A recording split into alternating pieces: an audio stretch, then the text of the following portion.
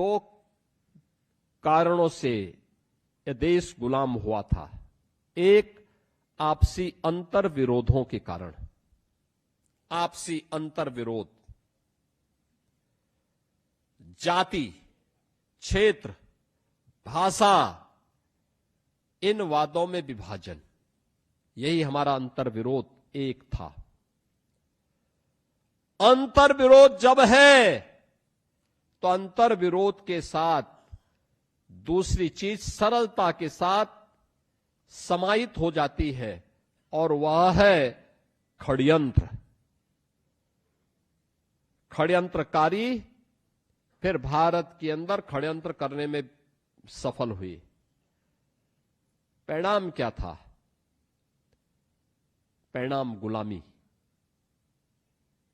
गुलामी के रूप में। सामूहिक रूप से हम लड़ नहीं पाए,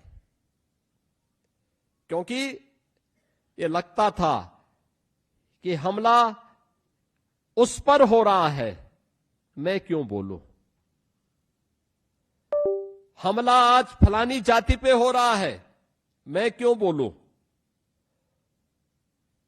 हमला फलाने क्षेत्र पे हो रहा है, मैं क्यों बोलूं। हम क्यों लड़े।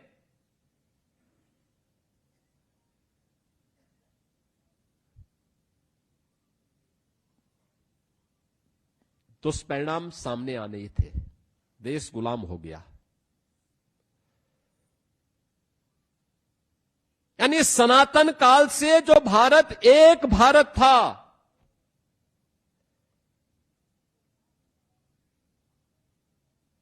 अब भारत टुकड़ों में बढ़ गया। उस भारत के टुकड़े कर दिए गए। 1947 आते आते जिस देश की आजादी के लिए महात्मा गांधी जी ने, लौह पुरुष सरदार वल्लभ भाई पटेल ने, नेताजी सुभाष चंद्र बोस ने, राजगुरु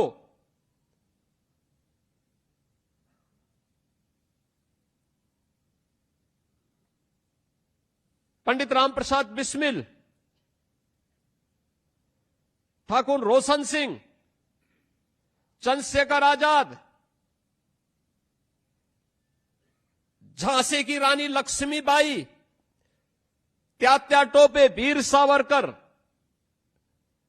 जैसे महापुरुषों ने लड़ाई लड़ी थी। जिस देश में कभी यह मंत्र गूंजा था कि स्वराज मेरा जन्म सिद्ध अधिकार है, हम लेकर के रहेंगे, उस देश की क्या कीमत उसकी हमें चुकानी पड़ी। कौन इसके लिए दोषी था। और कभी उन दोषियों को कटघरे में खड़ा करने के लिए हमने कोई प्रयास प्रारंभ किया, और कभी हमने उनकी वर्तमान पीढ़ी से प्रश्न पूछने का प्रयास किया। वे तो अपने स्वार्थ के लिए जब उनके मन में आया तब देश को क्षेत्र के आधार पर लड़ाते रहे, कभी उत्तर कभी दक्षिण के रूप में, कभी पूरब और कभी पश्चिम के रूप में, कभी हिंदू और सिख के रूप में। उनकी राजनीतिक रोटी सेकी जाती रही, लेकिन कमजोर भारत हुआ।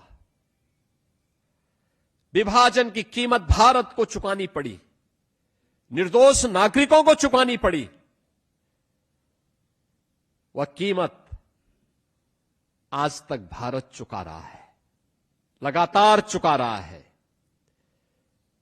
ये वही कीमत है जो कभी आतंकवाद के रूप में, कभी नक्सलवाद के रूप में, कभी माओवाद के रूप में, कभी उग्रवाद के रूप में लगातार भारतीयों को डस रहा है।